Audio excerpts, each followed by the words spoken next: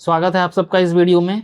तो इस वीडियो में मैं डिस्कस करने वाला हूं एसएससी सीजीएल में जो भी अब दिन बचे हुए हैं। सबको पता है कि ऑलमोस्ट सितंबर के लास्ट वीक में एसएससी सीजीएल का प्री का एग्जाम स्टार्ट होने वाला है। तो एग्जाम में अप्रॉक्स 50 दिन बचे हुए हैं। तो इन 50 दिनों में मेरी क्या स्ट्रेटेजी होती, मैं किस स्ट्रेटेजी से मैंने पढ़ाई की, उस स्ट्रेटेजी को ही मैं यहाँ पर डिस्कस करूंगा। और जिनके भी मार्क्स थोड़े स्टक हो गए हैं, किसी एक जगह पे वो मार्क्स इंक्रीज नहीं हो रहा है, तो उनके लिए भी ये स्ट्रेटेजी होगी। तो आपको क्या करना है, आगे 50 दिनों में आपकी तैयारी कैसी रखनी है जो आप मैक्सिमम टू मैक्सिमम स्कोर कर पाओ। तो इस वीडियो में उस चीज़ को अच्छे से डिस्कस करेंगे। ये मैंने ऑलरेडी पेपर में बना रखा है आप लोगों के लिए। तो मैं एक एक चीज़ों को मैं अच्छे से डिस्कस करूंगा और बहुत शॉर्ट में समझाऊंगा ताकि आप लोगों को ज़्यादा टाइम वेस्ट ना हो। तो वीडियो में अंत तक बने रहिएगा। अगर स्किप कर दोगे तो फिर कुछ समझ में नहीं आएगा। तो जो भी मेरे चैनल पे नए आए हो, मैं आप लोगों को बता देना चाहता हूँ कि मैं ऑलरेडी एसएससी सीजीएल सिलेक्टेड हूँ। मेरा सीजीएल में सिलेक्शन फर्स्ट अटेम्प्ट में हुआ था। उसके पहले मैं एसएससी सीएचएसएल के थ्रू फर्स्ट अटेम्प्ट में पोस्टल असिस्टेंट मिला था मुझे नियर बाय स्टेट में। और उसके पहले मैं एसएससी एमटीएस के तहत यूपी में पोस्टेड था। तो मेरे पास अच्छे एक्सपीरियंस है। तो और मैंने जो भी एक्सपीरियंस गेन किया है सेल्फ लर्निंग के बेसिस पे किया है। मैंने आज तक कोई कोर्स भी नहीं खरीदा। मैंने सारा चीज़ यूट्यूब के मदद से और अपने सेल्फ रीडिंग के हिसाब से मैंने किया है। तो मुझे लगता है कि मेरा एक्सपीरियंस आपको काम आ सकता है। तो इसलिए आप चैनल को सब्सक्राइब कर सकते हो, भरोसा कर सकते हो। और इस वीडियो में आगे बढ़ते हैं हम। तो जो भी स्टूडेंट जिनका मार्क्स अभी 120 130 पे स्टक हो गया और वो नहीं कर पा रहे हो ना, उसके लिए मैं गोल्डन रूल बता रहा हूँ। सेक्शनल मॉक लगाना शुरू कर दो। चाहे मैथ्स हो, रीजनिंग हो, जिसमें भी तुम्हारा मार्क्स स्टक है ना, उसको सेक्शनल मॉक लगाना शुरू कर दो। जिसको ज़्यादा मार्क्स इंक्रीज करना है, जिसका ज़्यादा, जैसे मैथ्स में प्रॉब्लम हो रहा है उसको बहुत ज़्यादा, भाई रैपिड फायर खेलो। रैपिड फायर खेलने का मेरा मतलब है कि सेक्शनल मॉक उठाओ, 5 मॉक 6 मॉक डेली मारो सेक्शनल मॉक, ठीक है। क्लियर हो जाएगा। मार्क्स इंक्रीज होना ही होना। मैंने अपना पूरा मार्क्स इसी तरह इंक्रीज किया है। बट रूल ये है, सेक्शनल मॉक के साथ अच्छे से एनालिसिस जरूर करना। एनालिसिस करने का मतलब ये है कि उससे तुमको वीक चैप्टर्स पकड़ना है, कौन कौन सा चैप्टर्स वीक है, और फिर उस वीक चैप्टर को जाके बुक में पढ़ना है, उसको नोट्स रिवाइज करना है। नोट्स रिवाइज करने के बाद जो प्रीवियस ईयर क्वेश्चन का बुक है ना, उस पर से 300-400 क्वेश्चन लगाना है। उसके बाद जाके मार्क्स इंक्रीज होगा। सिर्फ मॉक लगाने से भी नहीं होता है। ये मैं रूल उनके लिए बता रहा हूँ जिनका मार्क्स अभी स्टक है और इंक्रीज नहीं हो रहा।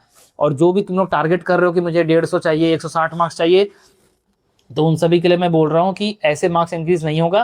तुम लोग को सेक्शनल वाइज देखना पड़ेगा कि मेरे इंग्लिश में कम आ रहे हैं, कि मैथ्स में कम आ रहे हैं, कि जीके में कम आ रहे हैं।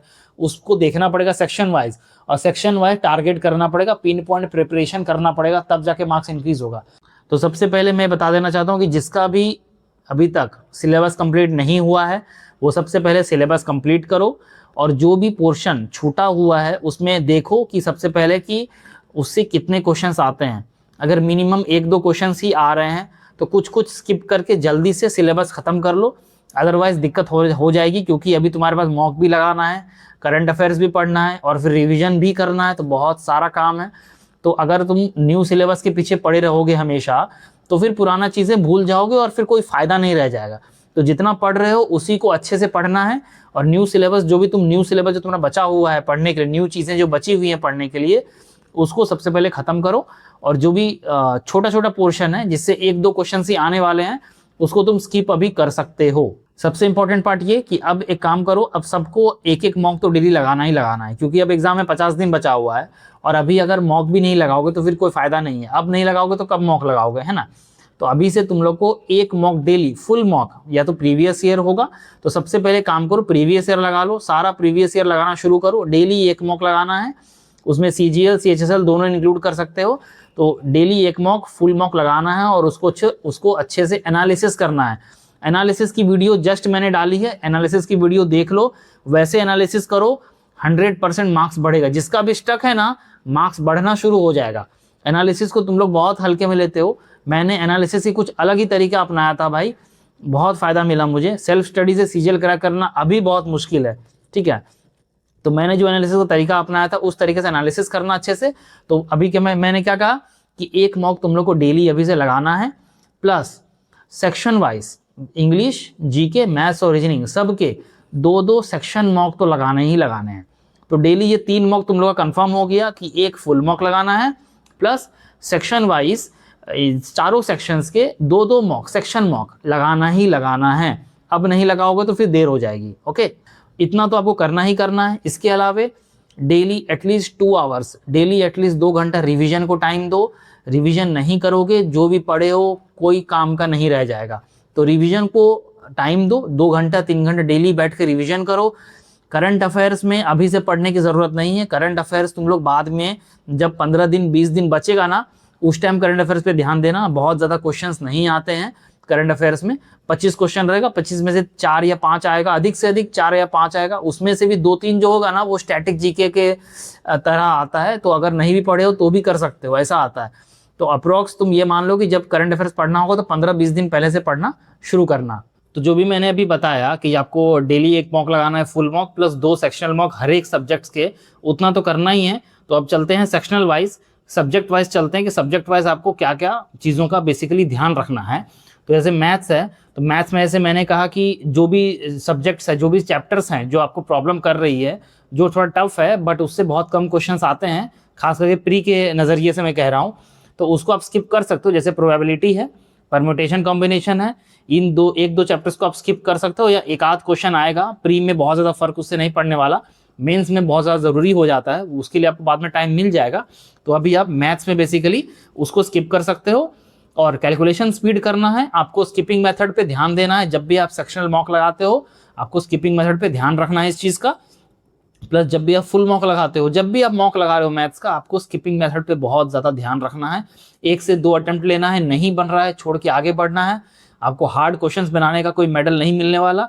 मैक्सिमम स्कोर करने पे ध्यान रखना है, ईगो नहीं लाना है बीच में, ये चीज़ आपको मैथ्स में ध्यान रखना है। ओके, और जो भी अभी कम मार्क्स ला रहे हो मैथ्स में, मैथ्स के लिए बेसिकली मैंने एक वीडियो ऑलरेडी बना रखा है, उस वीडियो को जाकर देखो। उसमें मैंने सारे रीजंस को एक्सप्लेन किया है, उन सारे कमियों को दूर करने के लिए आपको क्या करना है, उन सारी चीज़ों को मैंने अच्छे से एक्सप्लेन किया है। उस वीडियो को जाके देखो, मैथ्स तुम्हारा सही हो जाएगा। जो भी कम स्कोर भी कर रहे हो उसके लिए भी बहुत ज़्यादा बेनिफिशियल होने वाला है। ठीक है, कि एनालिसिस कैसे करना है, सारी चीज़ों को मैंने उस वीडियो में अच्छे से एक्सप्लेन किया है। अब आता है कि डेली जो है आपको मिनिमम 2 मॉक तो आपको लगाना है, जैसे मैंने बताया। वीक पोर्शन को आपको वापस से रिवाइज करना है, जो भी वीक पोर्शन, जो भी वीक चैप्टर्स आपके रह गए मैथ्स में, जैसे किसी को टीएचडी में प्रॉब्लम होता है, किसी को मेंसुरेशन में प्रॉब्लम होता है, आप जाके अच्छे से रिवीजन करो। जो भी आपका नोट्स है ना, वापस से वीडियोस मत देखना। वीडियोस देखोगे टाइम वेस्ट करोगे, वीडियोस मत देखना, बट जाके आप सिंपली नोट्स पढ़ो, नोट्स को जाके रिवीजन करो। और उसमें जो भी आपका प्रीवियस ईयर बुक है, जैसे राकेश यादव सर का बुक है 7300 प्लस, किरण का है, जो भी बुक्स है उसमें जाके 200 और 300 क्वेश्चन लगा लो भाई। वो चैप्टर एकदम कंठस्थ हो जाएगा, क्लियर हो जाएगा, कभी क्वेश्चन गलत नहीं होगा उससे। ओके, तो ये आपका तरीका अपनाना है। जो भी चैप्टर्स गलत खराब हो रहा है आपका, जो भी चैप्टर्स में आपको वीक है, अच्छा स्कोर नहीं कर पा रहे हो, ये तरीका आप अपनाओ। कैलकुलेशन स्लो है, कैलकुलेशन वाली वीडियो देखो, कैलकुलेशन की शीट आती है, उस शीट को जाके बनाओ, डेली कैलकुलेशन करो। ओरली कैलकुलेशन करने का तरीका को अपनाओ, ठीक है, प्रैक्टिस में लाओ। स्टार्टिंग में जब ओरली कैलकुलेशन करोगे ना तो दिक्कत होगा, बट धीरे धीरे वो स्पीड आपका उसको भी क्रॉस कर जाएगा। जो अभी आप लिख के बनाते हो ना 25 × 96 जो लिख करके मल्टीप्लाई करते हो ना, इसको ओरली करने पे ध्यान दो, धीरे धीरे प्रैक्टिस करो। अभी टाइम है, 50 डेज बहुत होता है, कर सकते हो। ठीक है, अब आते हैं इंग्लिश पे। इंग्लिश पे बेसिकली क्या है, जो मैंने बताया सेक्शनल मॉक तो डेली लगाना ही है। एनालिसिस बहुत अच्छे से करना है। एनालिसिस में खास करके आपको जो ग्रामर पोर्शन है उसका एनालिसिस अच्छे से इसलिए करना है क्योंकि बहुत बार क्या होता है कि हमें ग्रामर का रूल पता होता है, बट उस क्वेश्चन में वो रूल अप्लाई हो रहा है यही हम समझ नहीं पाते। सामने क्वेश्चन पढ़ा होता है और हम वो रूल अप्लाई नहीं कर पाते और हमसे गलत हो जाता है। तो इस चीज़ के लिए एनालिसिस बहुत ज़्यादा ज़रूरी है। आपको अप्रोच को समझना होगा कि फॉर एग्जाम्पल कॉमन एरर आया है तो उसमें कौन सा ग्रामर का रूल लगा है, किस ग्रामर के रूल के हिसाब से उसमें एरर निकलेगा। इस चीज़ को आपको समझने के लिए अच्छे से एनालिसिस ज़रूरी है। आपको अप्रोच को समझना पड़ेगा, अप्रोच क्लियर होना चाहिए कि इसे मान लिया कॉमन एरर का रूल आएगा, कॉमन एरर का कोई क्वेश्चन आया, आपको देखना है कि पहले ये चीज़ देखना है, उसके बाद ये चीज़ क्लियर करना है। अगर ये दोनों मैच हो रहा है या दोनों मैच नहीं हो रहा या ये दोनों रूल के हिसाब से सही नहीं है, तो इस तरह से आपको अप्रोच को समझना होगा ताकि एग्जाम में आपको दिक्कत ना हो, आप डायरेक्टली अप्रोच कर सको क्वेश्चन पे। समझ रहे हो, खुद का टीचर आपको खुद बनना होगा और उसको अच्छे से एनालिसिस करना होगा। एनालिसिस वाली वीडियो में मैंने बहुत अच्छे से एक्सप्लेन किया, आप जाके देखो एक बार, बहुत पसंद आएगा। रीडिंग स्किल्स पे आपको ध्यान देना है। कॉम्प्रिहेंशन के लिए आपको इंग्लिश माध्यम वगैरह 1-2 ऐप है, उस पर आप कॉम्प्रिहेंशन पढ़ो। कॉम्प्रिहेंशन अच्छा आने वाला है, मैं पहले बता दे रहा हूँ, कॉम्प्रिहेंशन बहुत अच्छा आएगा। और अगर कॉम्प्रिहेंशन में 3-4 क्वेश्चन आते हैं, अगर कॉम्प्रिहेंशन अच्छा नहीं है ना, वो तीनों चारों क्वेश्चन गिर जाएंगे आपके, तीनों का चारों क्वेश्चन गलत हो जाएगा। तो कॉम्प्रिहेंशन अच्छा करना जरूरी है। वोकैब आपको डेली 100 वोकैब रिविजन करना है मिनिमम। और कॉम्प्रिहेंशन के लिए आपको एक पैसेज डेली पढ़ना है, द हिंदू का या फिर टाइम्स ऑफ इंडिया का या इकोनॉमिक टाइम्स का, कुछ भी। आपको एक पैसेज डेली पढ़ना है, वोकैब के लिए 100 क्वेश्चन डेली रिवीजन करना है, इतना तक वो करना है इंग्लिश में, इससे ज़्यादा मत दिमाग लगाना, ठीक है। जीके में आते हैं, बचे हुए जो भी चैप्टर्स है उसको पढ़ लो, अगर उसे 1-2 क्वेश्चंस आते हैं तो छोड़ दो, बाकी जो भी इंपॉर्टेंट चैप्टर्स उसको पढ़ लो। रिवीजन सबसे ज़्यादा इंपॉर्टेंट जीके में होता है, जीके में रिवीजन करना बहुत ही ज़्यादा ज़रूरी है। रिवीजन पे 1 घंटा डेली तुमको रिवीजन पे जीके में देना है, minimum 1 hour daily, okay. Analysis उसको अच्छे से करना है। जो एनालिसिस जब करते हो ना मॉक्स में, तो मॉक में हिंट्स में जो नीचे हिंट्स है ना, उसमें बहुत ज़्यादा फालतू चीज़ें भी होती है जो कभी पूछने नहीं वाला एसएससी, तो उन चीज़ों को छोड़ देना, क्योंकि अभी तैयारी कर रहे हो तो इतना तो आइडिया आ ही गया होगा कि क्या पढ़ना है, क्या नहीं पढ़ना है, कितना छोड़ना है, तो उसको छोड़ देना, ज़्यादा डीप जाने की ज़रूरत नहीं है, ठीक है। और बाकी 2 सेक्शनल मॉक और 1 फुल मॉक में तो तुम्हारा इसमें प्रैक्टिस अच्छे से हो जाएगा। अब गोल्डन टिप में आते हैं। गोल्डन टिप में आपको बता दे रहा हूँ 2-4 कि पिन पॉइंट प्रिपरेशन पे ध्यान दो। होता ये है कि जब आप मॉक लगाते हो ना, तो मॉक लगाने के बाद कुछ क्वेश्चंस ऐसे हैं जो हर बार तुम्हारा गलत हो रहा है, तो पकड़ना कैसे है, जब तुम मॉक लगाओगे ना तो 5 दिन मॉक लगाए, 5 दिन मॉक लगाने के बाद सेक्शनल मॉक या फुल मॉक कुछ भी मॉक लगाने के बाद उसमें तुमको ऑब्जर्व करना है कि कौन सा चैप्टर से मेरा क्वेश्चन जा रहा है, बार बार मुझे प्रॉब्लम हो रहा है, मैथ्स हो, इंग्लिश हो, जीके हो, ग्रामर हो या जो भी हो, ठीक है, उसमें कौन सा चैप्टर से मेरा क्वेश्चन बार बार खराब हो रहा है, बार बार मुझे प्रॉब्लम कर रहा है, बार बार गलत हो रहा है, उस चैप्टर को जाके क्लियर करो, ठीक है।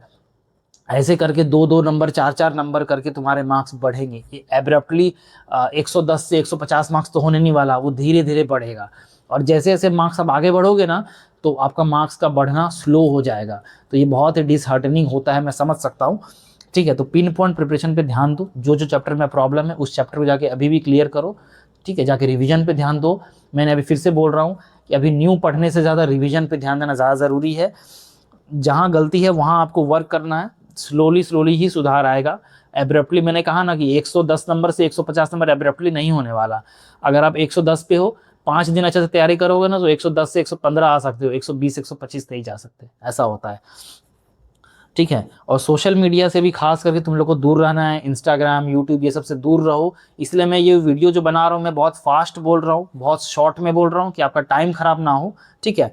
अब मैक्स टू मैक्स अभी टाइम आप लोग को इन्वेस्ट करना है, यही टाइम है पढ़ने का, ठीक है। करंट अफेयर्स में बहुत ज़्यादा अभी ध्यान नहीं देना है। करंट अफेयर्स तुम 15 से 20 दिन में भी करंट अफेयर्स कर सकते हो, और जो भी डब्ल्यूओ या जेएसओ को टारगेट कर रहे हो तो अभी तुम उसको साइड में रख सकते हो, जेएसओ डब्ल्यूओ का पेपर्स को, पेपर 3 और पेपर 4 जो भी होता है उसको साइड में रख सकते हो, अभी बेसिकली प्री पे फोकस कर सकते हो।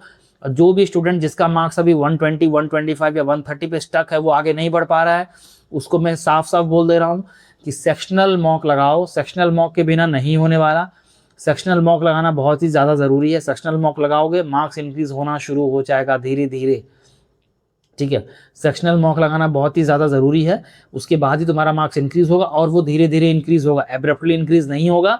इन 50 दिनों में तुम लोग कर सकते हो, ऐसा नहीं है कि नहीं कर सकते हो, तुम लोग कर सकते हो, ओके। तो ये सारी चीज़ों को मैं अच्छे से डिस्कस कर चुका हूँ। इसके अलावा जो भी डाउट्स हो बताओ, मैं उस चीज़ पे वीडियो भी लाऊंगा, अगर मैं उसको कमेंट में सॉल्व कर पाऊंगा तो मैं कमेंट में सॉल्व कर दूंगा। तो चैनल को सब्सक्राइब कर लेना और अच्छे से तैयारी करो। Best of luck, bye.